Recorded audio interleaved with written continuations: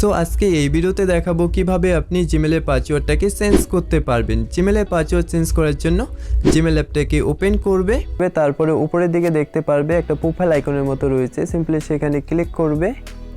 Click করার পরে এখানে দেখতে পারবে ম্যানেজ ইওর গুগল অ্যাকাউন্ট অপশনটাতে ক্লিক করবে।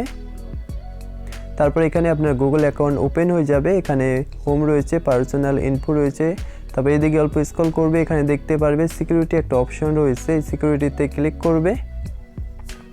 তারপরে নিচের দিকে স্ক্রল ডাউন করবে, এখানে দেখতে পারবে পাসওয়ার্ড, তো পাসওয়ার্ডে ক্লিক করবে।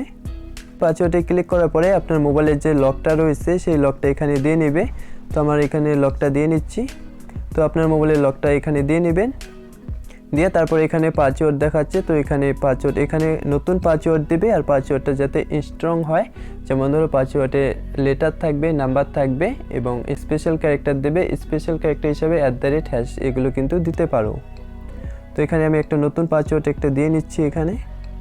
এখানে নতুন একটা পাসওয়ার্ড দিয়ে নেবে, সেই পাসওয়ার্ডটা কিন্তু এখানে কনফার্ম নিউ পাসওয়ার্ডে আবার দিয়ে নেবে।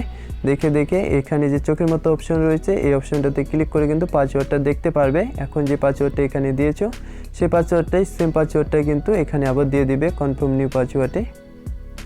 তো দিয়ে তারপরে এখানে চেঞ্জ পাসওয়ার্ডে ক্লিক করবে। তারপর এখানে চেঞ্জ পাসওয়ার্ডে আবার ক্লিক করবে।